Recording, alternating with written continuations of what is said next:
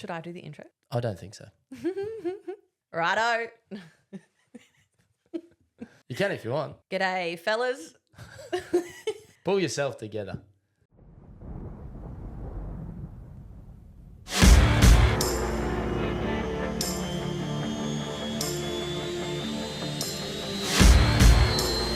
Control Tower, this is Flying Blind Podcast requesting permission for takeoff.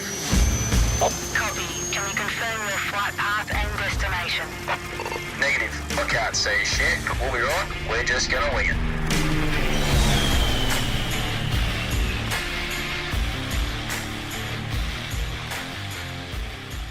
Righto, welcome back to another episode of the Flying Blind Podcast, a podcast out there for all of us who are just winging it. We're back in the shed. We're in the studio, well, the shed/studio. We're making it work at the moment. I've got Ames sitting beside me, and we are just sitting down because this is about the only opportunity we have to record a podcast for next week before I hit the road in about an hour and a half's time for the next 9 days. So we thought we'd sit down, do a quick catch up, and then catch you once we get back. Ships in the night, Benny. Ships in the night. It's a very busy period It for is. you and therefore us as a family. Correct, Monday. And as always, Flying Blind Podcast, now proudly brought to you by Born Dry. And Ames's, I cracked mine already. I couldn't wait. you couldn't wait. I love them. And you've also said to me there's 3 different flavours. There's watermelon, sour cherry, and cucumber. And you said and blood orange too. Oh, and blood. We haven't even 4 flavours. we haven't even gotten a blood orange out yet. How good's that? Well, Or have I? well, that's what I mean. I thought I'll crack it Ooh. and I'll see if I can guess what it is.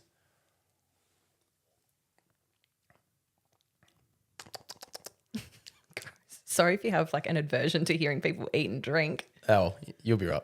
That has to be cucumber. It is cucumber, ding, ding, ding. And I'm running the sour cherry, which I didn't think that you would appreciate. Hey, I'll give it a crack at some point, but that's actually really nice. Cucumber, when I first heard that Signboard Born Dry did a cucumber flavour, I was like, I don't know if I want a drink that tastes like bloody lettuce, but turns out it's all right. It's very Because nice. it's not lettuce. Yeah, Who well, would have exactly. thunk it? It's refreshing. Oh, yeah, they're so good. I love just grabbing one as I work. It's my editing fuel. That's it. So thanks, Si.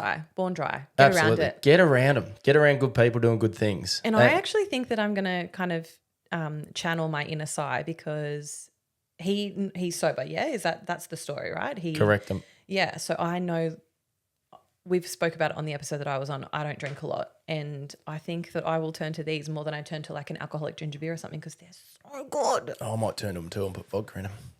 Hey, you can Oh, do that's that not too. the point. That's not the point. I'm sorry. Anyway, I'm a big fan of the sour cherry, so I'm sure that I'll be the one consuming those in this household.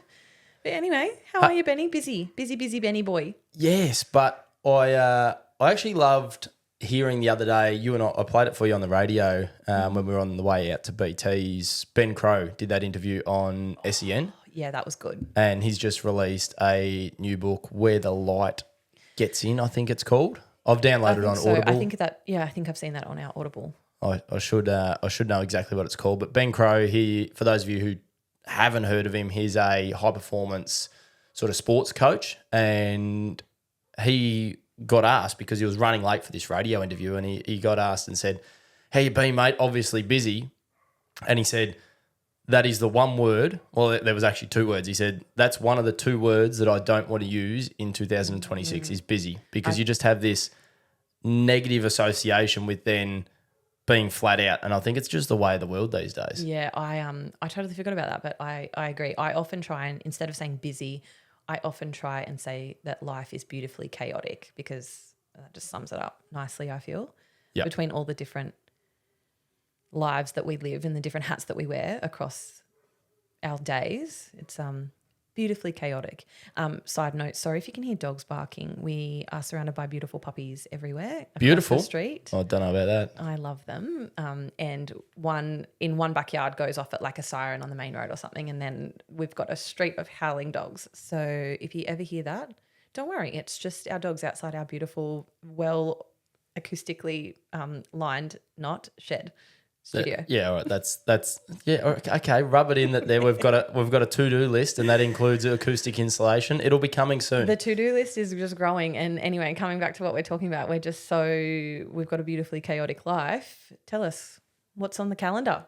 Well, I mean, let's go back before we go forwards, I suppose, because I only just landed back 2 days ago from being up in.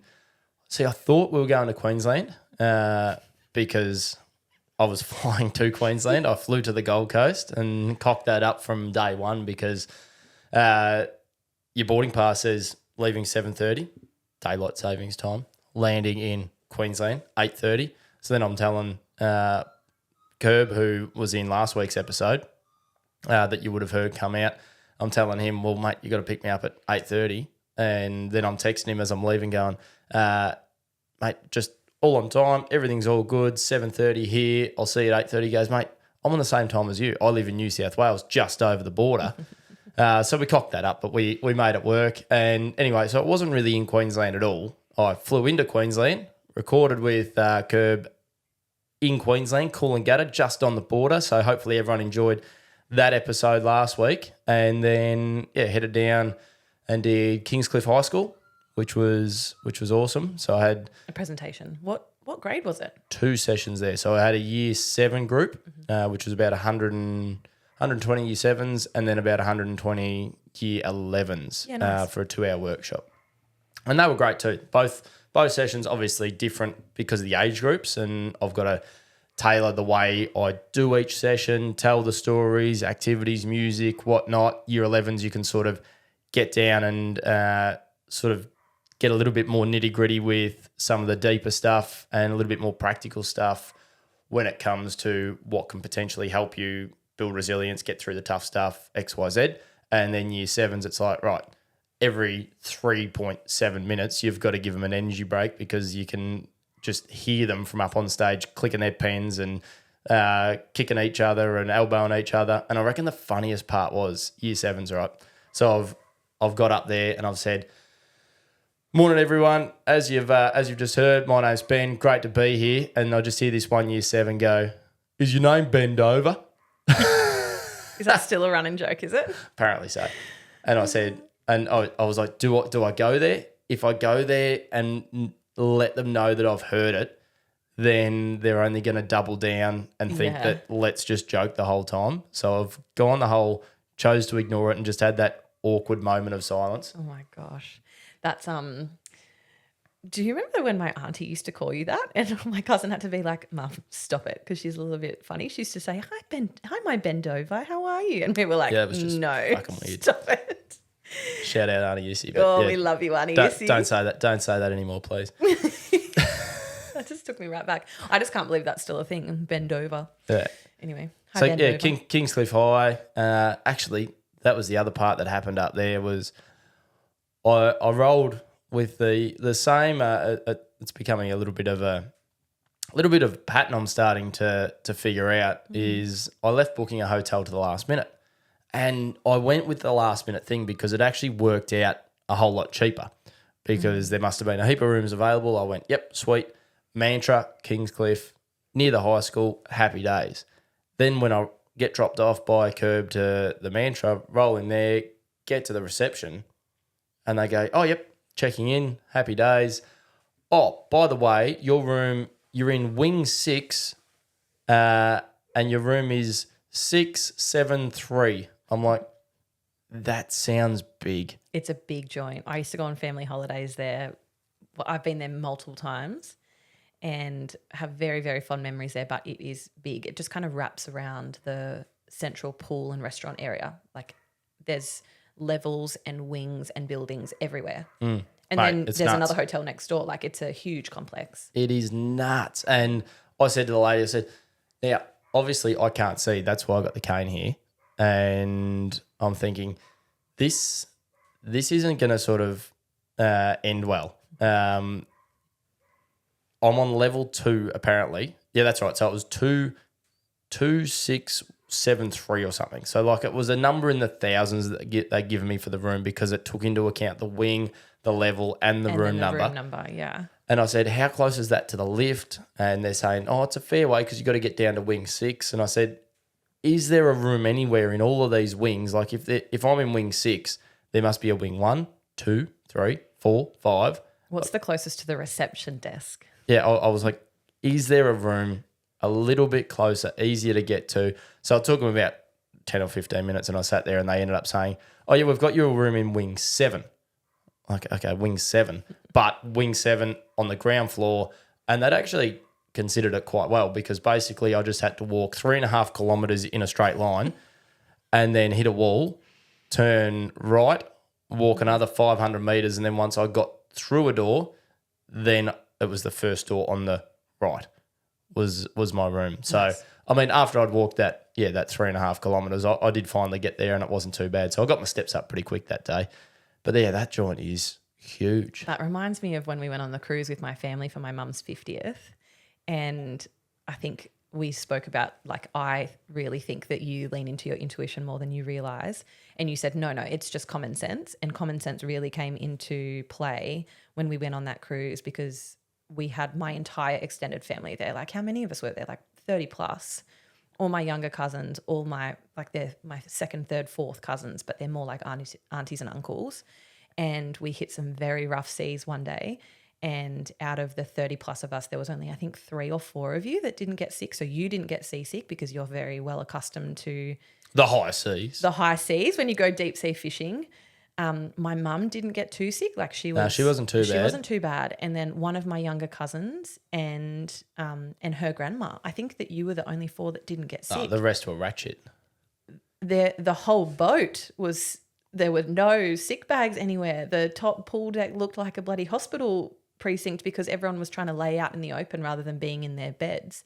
Anyway, you figured out based on where our room was and you knew a couple of other people's room numbers. And so based on where they were situated based on our room, you kind of figured out the lay of the boat and what made sense. I worked out the wings. You did. And you worked out, okay, well, we haven't seen this person in a little while. They're in room 216. And so based on us being in 303 and how this works, like you figured out how to get to their rooms because I was dead on my feet. I was laying up on that pool deck so unwell. And you figured out everyone's room numbers and where they must be. And you went and knocked on everyone's doors, the blind bloke, to make sure everyone was okay. Now, what I never told anyone was how many other people's doors I knocked on that opened their doors and were like, can I help you? And they were crook as. And I'm going, no, you're all right, mate. No, I'm just Stop it. I'm Did lost. you actually? Really? Oh, there was a couple. Oh, well, I mean, fair enough. You can't get them 100% right every time. Hey, Anyway. I was checking in on the entire boat. And then there was the night that I went to bed early and my auntie, the same auntie that we were just talking about, Auntie Issy, said to her daughter, my cousin Brittany, no, you can't leave until Ben leaves. You have to walk him home. So she walked you back to our room and you were like, no, Britt, I'm fine. Like, I know where I'm going. And she said that she pretty much just followed you back to our room because you were all over it. And then she got lost going back to her room. She had no freaking idea where her room was because she got lost. Anyway, you handle those situations so beautifully somehow. And I feel like it's the common sense and the intuition combining, but we can argue until we're black and blue in the face on that one over the years. It was probably just having a few too many chalky milkshakes, as we called them, on board. The old, I think they were, what are they called? Toblerones. They were Toblerone cocktails. You loved them. Yeah, we smacked a few of those. And then once you got a few of those on board, you just get the extra little bit of confidence and you feel like you own the boat and you just roll with that. You were honestly amazing. Like you made sure that you did a wellness check on everyone. And then remember when Including strangers. Remember when the captain came over and was like, we're about 90 nautical miles off the coast of Coffs Harbour, and because that's the area that I grew up in, my whole family was like, get us off, tender us to shore. Like it was the worst. My mum loved it though. She had a great 50th. She said that she would go on another cruise, and we're like, well, you can have that. You can go by yourself, because I don't think Dad was probably the worst. He was so bad. Didn't help that he'd had a fair go the night before at the bar. He was also the most confident, because when the announcement came over, old captain, ladies and gentlemen, just giving you a weather warning for the next 12 to 24 hours, we're going to be experiencing high seas. We're talking seas of probably around 6 to 7 metres in height, and then your dad's just laying there on the top deck going, bring it on. Safe to say that the next thing he knows is he boarded on and it boarded up out of him, and he was spewing his guts up for the next 12 to 24 hours. So And being the eldest Sucked daughter in. that I am, sorry, Dad, we're really exposing you here. He vomits into the recycling bin. into the sick bag. No, he vomits into the sick bag, and he just looks at me like, what do I do? And I'm sick. I haven't myself vomited into a vomit bag. And I just walk over to him and I was like, it's okay. And I grab it off him and I walk it over and I walk over to the bins. Like, I am You're too good. so Too unwell. good. Why am I doing this? And I just looked at the bins and I just dropped it into the recycling bin. Oh, you dropped it into the recycling I bin. put it in the recycling. Everyone else had done the same thing. I cannot tell you. The other bin I would would have been say full. I would say 90% of the people on board this ship were unwell, really unwell. Oh, and it was rough. Like, There were broken windows in the shops. yeah, there was broken windows. Like the bunk bed thing fell down. We in had the middle of the night. Yeah, the third bed, if we needed to use that, it went smack at like 3 o'clock in the morning from the sea. if we had been getting into some activities, or say sitting up, or me going to the toilet, Dead. dead. 100%. We would have been knocked out. It was lucky we were asleep. Yeah. Anyway, that was a weird story. How did we get there? Not sure. Wings, mantra. Yes. That's right. You So were yeah, inclusive. got through there. That was all good. And then Kingscliff High was the Thursday, and then Friday was the Two Flogs Golf Day, which was a big old day. It looked so fun. They did so well. Well done to Buster and Gibbo and Great. all of the other people, I'm sure, Great that helped event. them out. And it was just we spoke about it on last week's episode, as everyone now knows, but I just cannot speak highly enough of the concept, because when we recorded that episode, we were 2 days before the golf day. Mm-hmm. Now, having been and done that, there was so many people that I met that had travelled by themselves. There was a bloke who travelled from Esperance Oh my gosh.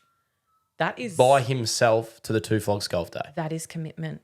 And the fact that they did the switch up, that meant that no one played with their mates and they just did the random draw. That's cool. And therefore you were in a group of 4 people that most of them hadn't really met. There was a couple that got drawn that just so happened to know them or had met at a previous event or things like that. But more often than not, they didn't. And the banter that each group had when they rolled through my hole. So I got positioned on the... That sounds questionable.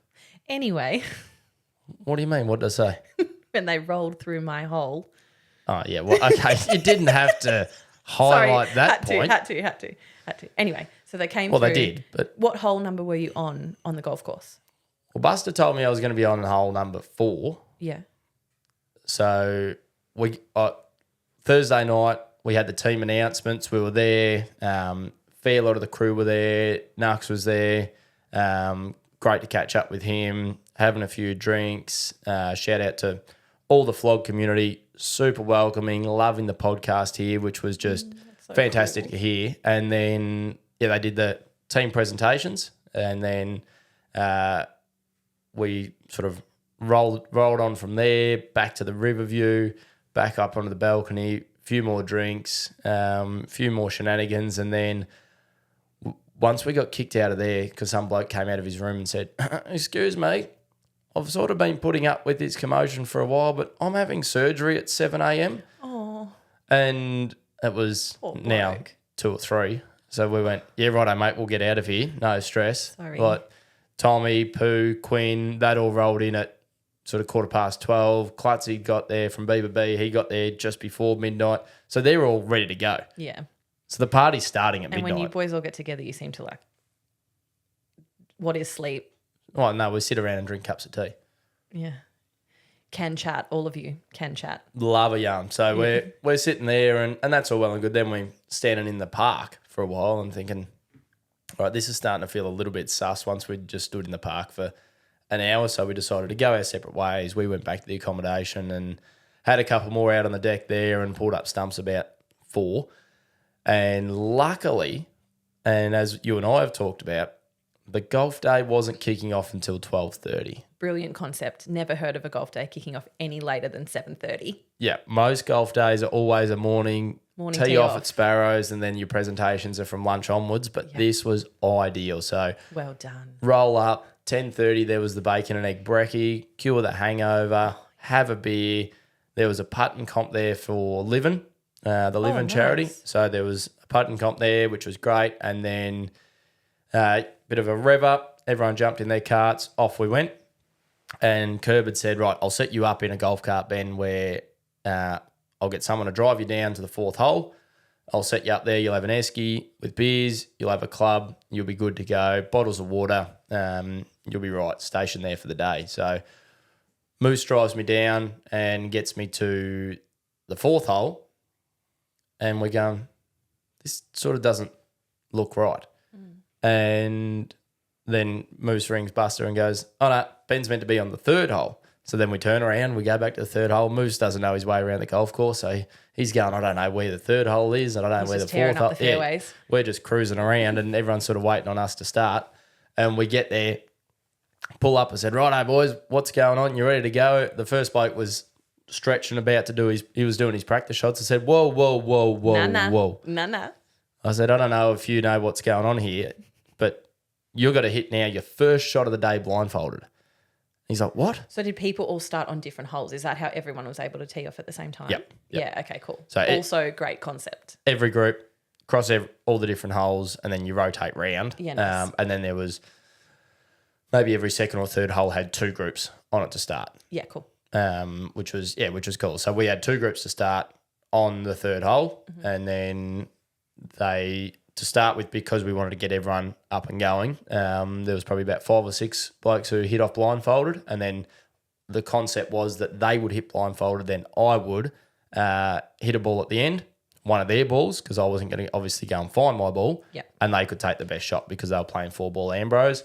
And then from there on in, the groups that sort of didn't have someone right up their ass, I'd say, hey, everyone was so keen. They were like, no, I'd be keen to have a go. I'd be keen. So everyone pretty much had a go, and they loved it. Even though it was challenging, even though there was a fair few fresh air hits, surprisingly a fair few decent contact balls as well, which was great.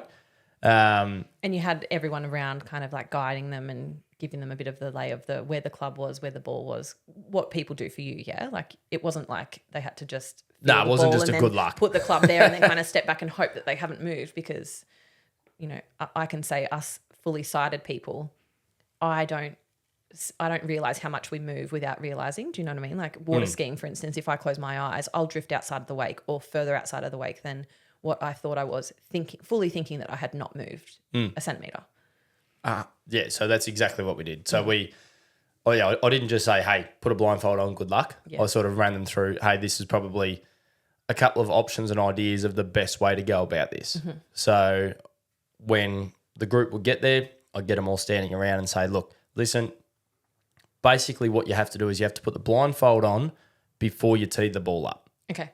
So they were all hoping that they could tee the ball up, get in their stance, and then just pull the blindfold down and swing. And I went, no, I don't get that opportunity. We don't do things by halves here. Yeah, that's it. If you're going to sort of have a perspective check of what life's like, not being able to see, then we're going to do it the whole way, which is put the blindfold on, get a hand to walk up to the tee box, and then it's up. And then I said, it's up to you. I said, because no different in life, I can either choose to do things by myself and have a crack, or I can ask for help.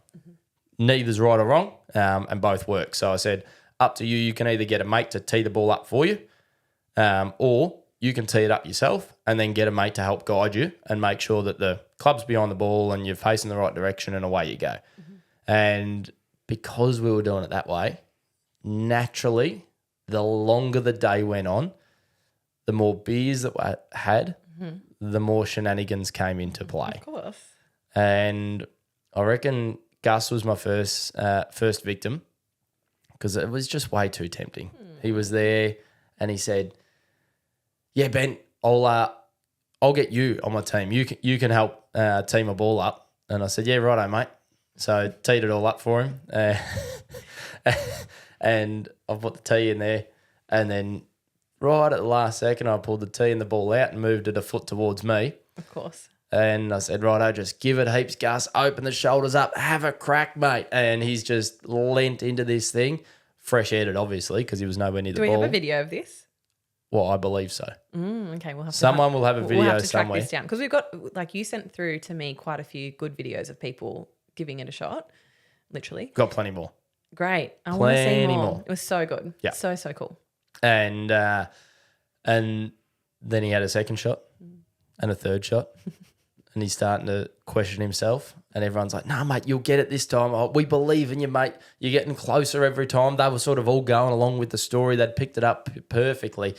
And, yeah, fourth time I put the ball back in front of him and made contact. There was a few balls that went sideways, backwards. I don't know why I got put on the hole next to the water with people hitting off blindfolded. And there were quite a few trees as well. Like you sent through a video of Tommy Dale having a hit and he made contact. It was good. But then shortly after he made contact with the ball and you hear that crack, you hear it hit the branches and the leaves of the trees. Yeah. There was a lot of that. Yeah. Oh, gosh. There was a bit of that with some of my shots as well. And I hit a couple all right, so they tell me. I don't know if they were just being nice or not, but it was good fun. But I think the best part about that entire day, and this is so true for the next bit of work I've got coming up as well that I'll talk about in a bit, was the people you get to meet. And Well, you met everyone, right? 100%. Shake everyone's hand as they're coming through every hole. But as you're sort of standing there, if the group got there quick enough and the next group in front, if they're only halfway up, you got to sort of wait for them for a bit. So then you have a quick yarn and g'day and who are you, where you from, how's the day been, where have you come from? And that was by far, I think, that kicked off the conversations. And then obviously afterwards back at the club, you can stand around and have a beer with people and get to know them even more.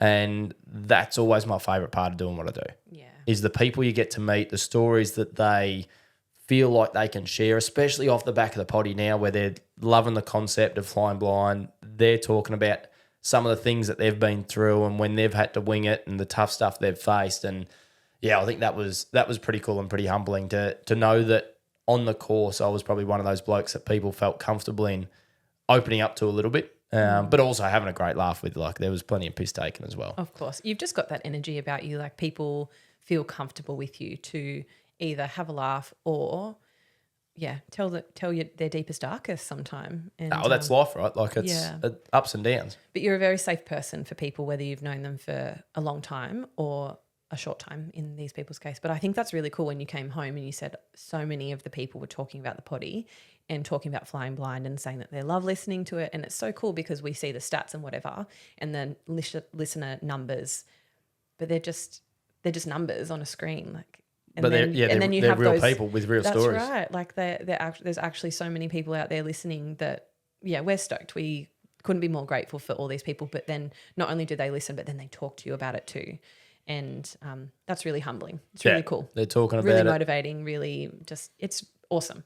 Yeah, talking about it, sharing it, and most of all, it's something that people are enjoying, which is great. So we'll keep pumping them out. But from there, it was back to the clubhouse, presentations, plenty of good laughs there, and then Lukey Geiger just ripped it to shreds as he does. And I stitched you up a little bit. Oh, you did. You did indeed. During the week before Ben took off, his birthday was on Saturday, and I know you so well and you don't like to make a fuss. And I reached out to Buster, and I think my exact message was something like, hey, all the best for the weekend. You and Gibbo should be so proud. Just so you know, Ben's one of those birthday wankers that goes about the day and doesn't tell anyone that it's his birthday. And then all of a sudden somehow it'll come out and everyone feels like an asshole because they haven't said happy birthday. So do with that information what you will. His birthday's Saturday, so the day after the golf day. And all he wrote back was, ha, ha, ha, ha, ha, this is so good. I'll get the band to play happy birthday for him. And I wrote back and said, ha, ha, ha, ha, ha. He will hate that. This is brilliant. Yep. And I left it at that. And I didn't know if he would remember. He's a busy boy. He had lots on. So he did remember. And he remembered. And Lukey Geiger, bless his soul, saying happy birthday to you in front of everyone. Yeah, saying his version of, and I got dragged up there next to Curb, arm in arm, and I had to join in with the chorus. And you know what? I think all the birthday wankers are the people that are out there that make it just too much about them. But you know what? You did it. I'll cop it on the chin. And you deserve to be celebrated. After the amount we tipped in, everyone had forgotten by the next day anyway. So amazing, good.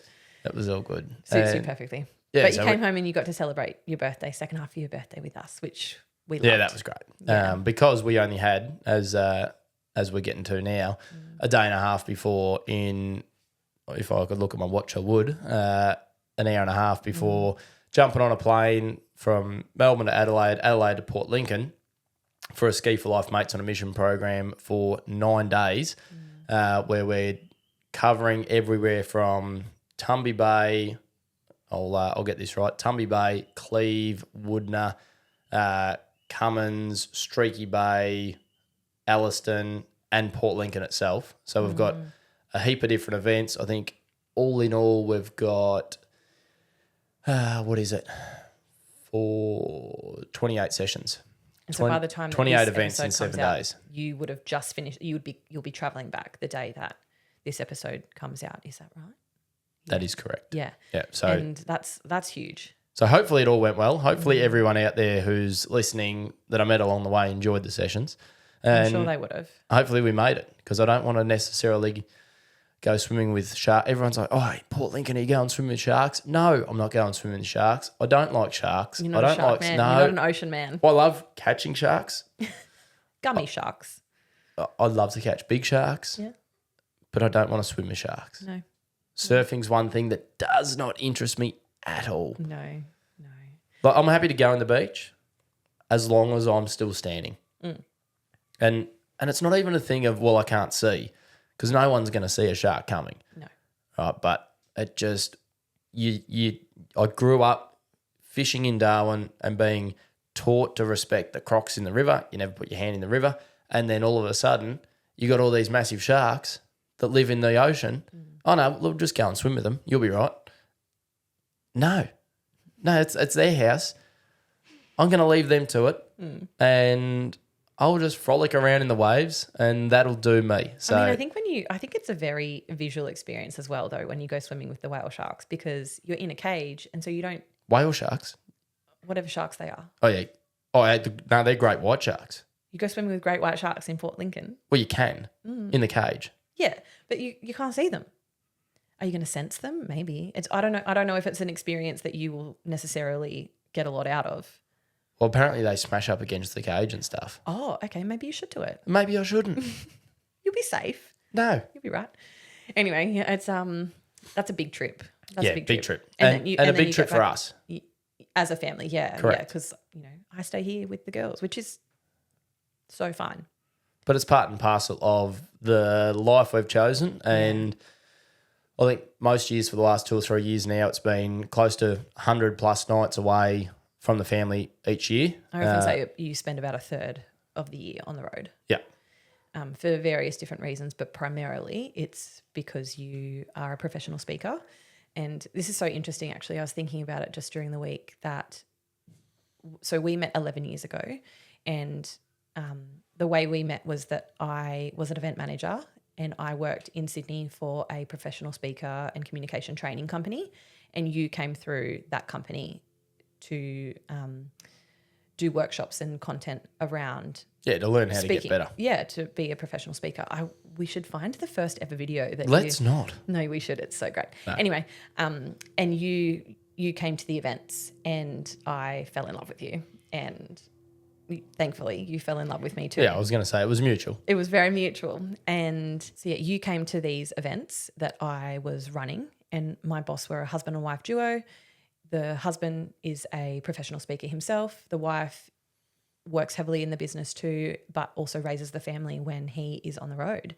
And she said to me, if Ben is your choice and he's the person that you spend your life with, just know that it can be a very lonely profession for both of you. So you go off and you spend a lot of time sleeping in hotel rooms by yourself, or you go to the event and you meet with a client. But then I stay at home, and then that's just gone up a whole nother level, having one child and then 2 children. And our eldest now is at the age where she gets it. She's very switched on. She understands, she's not like our 2-year-old who says, bye. Daddy, work, talk. Daddy, work. talk, work. Yeah. Tommy, Mike, Dan, says all the people on the podcast. Yeah. And she's just like, see ya. Whereas our eldest, who's 4.5, she is a very sensitive soul. Don't know where she gets it from. Probably her mother. She's a little carbon copy of me. It's like I'm looking in a mirror as I parent her. And she's pretty sad. She is. And it's that double-edged sword where last time I went away, not time just gone, but the time before that, we probably hadn't prepped her for it super well. Yeah, and it it was was only an overnight trip. But we only told her that morning that, hey, I'm going away. And she was super upset. So then I thought, well, let's not do that again. Let's try and talk to her about it, prep her for it. But the hard part about this one was where I'm home for a day and a half.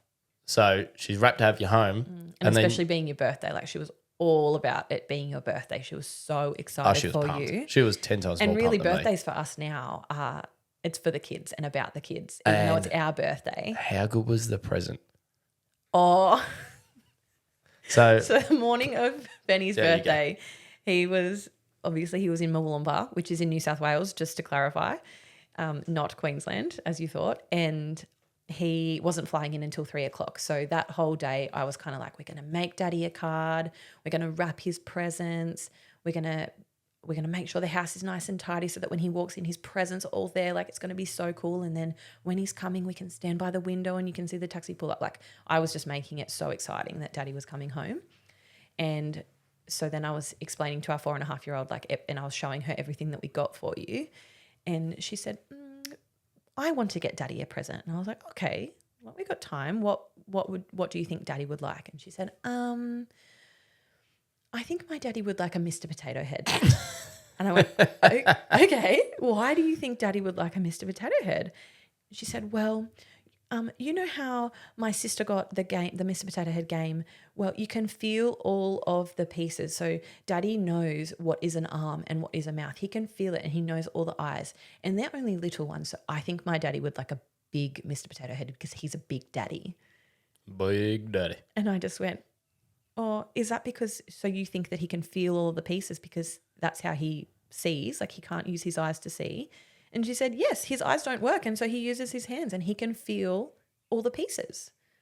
And I went, let's go. Let's get in the car. We have to go and get that. So we trekked over to a few suburbs across to Big W, and we got not just a Mr. Potato Head, but a Mrs. Potato Head as well. And they were so excited to give them to you. And I just thought that was so sweet. That's so cute. And yeah, by far my favourite present. Sorry about all the rest of the presents I got. But yeah, by far, best one was Mr. Potato Head. And we proceeded to build Mr. Potato Head, and it was just as good as it used to be. Just a classic. I don't even know if it's a game. It's just something to do, isn't it? Yeah, it's just funny. What is it? It's Why does just- it exist? It's like you belong in Toy Story, but hey. It's just so funny to put the arm in the eye holes and whatever, the girls just think it's hilarious. So Yeah. that was good. Then we went off to the pub, one of the local pubs. Great pub. Yeah, shout out Fountain Hill Hotel. They put on a good feed. We had the 24-hour slow cooked lamb shoulder for my God. 2. Yum. Couple of beers, couple of hard rateds, called it a night, and then we just had a nice day yesterday at home. And then you start all over again. Yeah, getting ready to go and packing and playing with the kids, and all of a sudden we're hitting the road for 9 days, which is going to be awesome. I'm pumped for it, but as I said, it's that double-edged sword, and you said it yourself when you talked about the husband and wife duo, and I think a lot of people see what I do and they go, oh, it's like a rock star lifestyle. You get to go here, there, you're always busy. But like you say, there's a lot of time by yourself. There's a lot of time in hotel rooms. You meet a hell of a lot of amazing people, but you spend a lot of time in your own head, especially when it's in unfamiliar places. So that makes it that little bit trickier as well. And then last night, I'm laying in bed with our eldest daughter, and she's 4.5 now. And I go, do I, don't I, do I, don't I, do I, don't I? Well, I better. I said, so I'm going to be going away for work tomorrow. And she goes, yeah, 9 days, isn't it? And she goes, is 9 days a long time or a short time? Yeah, well, that's a hard question to answer. It's probably a really long time In her world. world. And it's Gosh, it feels- it's a fair chunk of time in my world, but then you think about all the people that are working FIFO, 2 on, 1 off, and that's just a regular thing for their family. Yeah. And it is a fairly regular thing for ours as well, but because mine's so much more sporadic, where it might be a week away here, then a night here, and then 3 nights there, and then home for a week and a half. It's hard. There's There's no no regularity. routine. Yeah, Yeah. it's hard to keep on top of. Like my brain doesn't really hold onto that information very well, so I have to ask you quite often. So how long is it again? When do you get back? What time are you back again? And then how many days are you here? Like it's very bit like whiplash. Exactly. It's But yeah, she was in tears, then I was near on in tears, and she just kept squeezing me tighter. She didn't even really say anything. She just counted on her fingers 9 days, and she's like, "That's a lot of days," which was hard. It makes you not want to go, and then it makes you really hold on to and remember why I'm doing what I'm doing. Because if it wasn't for that, I probably wouldn't go away for 9 days for work if I didn't have to. yeah, and the work you do is very important and very impactful. And then I had to roll through and do you like doing swimming lessons? Yes. Do you like doing dancing? Yes. Well, that's why I work. So you get to do those things here while I'm away working. And how do you get to swimming lessons? In a car? Yeah, fuel. Fuel costs a lot of money at the moment. So, yeah. Yeah, she's such an emotional little one. And I think it's hard because I have to then remind them while you're here, like there's just one mummy, remember, and I'm trying to do everything. And I guess I have to work really hard, and I don't know if this is the same for everyone, but just like to not lose my cool. I feel that like I've got a bit of a fiery default sometimes, and to stay cool, calm and collected. And if I ever don't, then, she will happily say to me, "Mummy, don't be a mean mummy." And then like that just kills me. And I say, "Sorry, darling." And I always apologize and reflect on it and try and repair that. Say, "Sorry, darling, I'm just feeling really stressed because I love it when your daddy's here. I'm so proud of him when he goes off and he is away working. He does an amazing job. But my favorite time is when we're all together as a family, and I just feel a little bit stressed. So let's start again. Are we on the same team?" And then they're like, "Yeah." And the little one's like, "Yeah. Team. And then we're all good again. We're back on track and we're fine. And then, they go to sleep easily once we're all calm. But I've said it to you so many times, and pretty much every time you ever come back from being away, whether it's away for 3 days like you just were at the Two Flogs Golf Day, or after 9 days, you come back and my whole body just relaxes. And I'm like, oh my gosh, have I been holding my breath for 2 weeks? Yeah, but you also think that someone's coming to rob our house every night. Yeah. A little bit frightened. I'm a little bit of a scaredy cat. Hey, that's okay. But I have to do... And I don't know what I'm going to do. I'm not going to be able to see them if they're coming to rob our house anyway. But remember, one of the reasons my mum has so much respect for you is that time that we went camping, and it was like 11 o'clock at night. We were on the Murray in this like secluded, in the bush. Like we were full bush camping, roughing it, and a caravan and car just drives in at 11 o'clock at the night, like straight towards our campsite. And naturally, I'm freaking out. We had one dog at the time. We just had Aussie. Yeah, we just had we Aussie. just had Aussie, who we pause. We don't have him anymore. He was an old boy. And you were like, "You stay here, pull the covers up," because we were just sleeping in like a tent with no. Just the flywire. We were just under the stars. We were in the Million Star Hotel. That's right. We were in the Million Star Hotel, and you were just in your jocks, but you threw your pants on, chucked a t-shirt on, and you just got up and you just walked over to the campfire. And I thought that was it for us. I was like, this is how it ends. Turns out they were just a couple who finished work and they camp in that particular spot every weekend, and we just got there first. And they were fine. But they were lovely. We saw them the next day. It is funny. The thing in my head in those situations is, right, don't walk out there with a cane just in case someone then sees that. And you don't want to think the worst, but it's one of those moments where I don't want someone who is sus in that situation to go, "Oh yeah, I've got an advantage here." So I just sort of stood over there, and lucky enough, camping on the Murray, it's all sort of flat, and I'd spent the day there getting rid of obstacles, and we'd move sticks and logs and things like that. So there was nothing to trip over, even when I was using my cane. But I didn't pull that out. And as the car came, I just confidently took 3 or 4 struts towards it until it pulled up right next to me. And sorry mate, da da da. And they were lovely. They were so lovely. But I was so worried. But straight away, you took it upon yourself to be like, "No, I'll sort this out. Don't worry about it." And my mum's like, "Oh, okay. Well, someone's got to. He's a We couldn't both just. he's a great man." wait in there, and then all of a sudden they're setting up camp beside us. Yeah, no, and it was all good. But you have that presence about you. You are so confident, and you don't let your blindness get in the way. Like, I kill all the spiders. You do kill all the spiders. I did get home. Well, I sook about it, and I'm like, I want to know if you sook as much when I'm not home. oh, I still make my noises. I'm like, ugh. But I don't have anyone to sook to. I just have to suck it up. But I'll tell you about it on the phone. I told you. Yeah. I got on the phone and I was like, I just killed a spider in our bed. It came out of our washing. Then I pulled off the line. I was like, good on you. At least it's They're not just there little anymore. black house spiders. They're fine. But Just still, get rid of them before I get back. Yeah. So anyway, that's 9 more days of adventures, and then we go away again for Easter, and then we get back, and then you're off again, and it's a very, very, very full calendar. yeah, at the so moment. we've got mates on a mission that would have just finished now. Excuse me, just finished now as you're listening to it. We just would have ticked off 9 days. So hopefully I've met some of you out there on the road. I'm sure sitting here, we're pumped. It's all looking great on paper. From a scheduling point of view, there's been some great buy-in from local communities, support groups, footy clubs, all the venues. So we're pumped for that. Schools during the day, and then community events of an evening.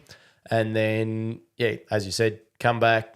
I land Wednesday night. Thursday we jump in the car, head back to South Australia for Easter.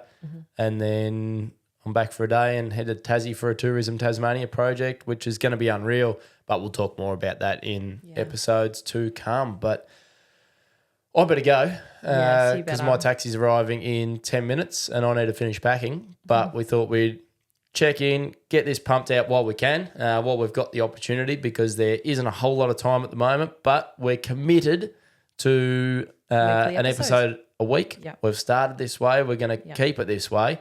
And rather than leaving it and going, oh, yeah, we'll try and squeeze one in on the road, I know that there's going to be no time once we're on the road to do it. So we thought we'll sit down and pump one out now, talk about what's been happening, what's upcoming, that by the time you're listening to this, we would have just wrapped up and finished up. So hope it all went well.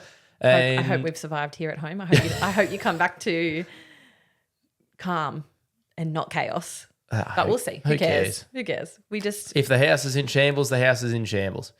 It's still home. yeah. We I'm sure I'll be we looking would have had forward a to good getting time. back. Yeah, your girls will. They just love seeing you come back, screaming at the window, "Daddy!" So yeah, And if it is in shambles, we'll be leaving the next day to go to Easter anyway. So get We'll me just- out of this we'll house. just We'll lock have the- cabin fever. You'll be like, we'll just lock the door. yeah, you'll be wanting to stay home, and I'm like, let's go. Let's get out of Anyway, it's here. gonna be so great. But enjoy listening. Hope you enjoy your time away. We'll miss you. I love you. We'll miss you too. And for those of you listening, again, thank you for all of the support so far. Thanks to Board and Drive for jumping on board. So make sure you check them out. Continue to rate, review, share. That's super helpful as well. Make sure you follow along on socials, Facebook, Insta, and TikTok. And then And send us an email. We want to hear from you. If you've got any questions, especially for episodes like this where it's Benny and I sitting down, we should do a... nothing is off limits. How you going there? Yeah, good. I had a little bit of cucumber. Nothing. I often say to people, if they come up to me and they're like, oh, I really wanted to ask Ben, but I don't know if I'll offend him. I'm like, Just fucking ask. he's pretty unoffendable, to be honest. So, Most of the time. I mean, we just won't read the question out if it offends you. So, yeah. No, send us we any- will. We will, and I'll tell you that that's a shit question and it offends me. But no, that's all right. It's all good. So, as we said, for those of you out there, feel free to send us an email, contact@flyingblindpodcast.com.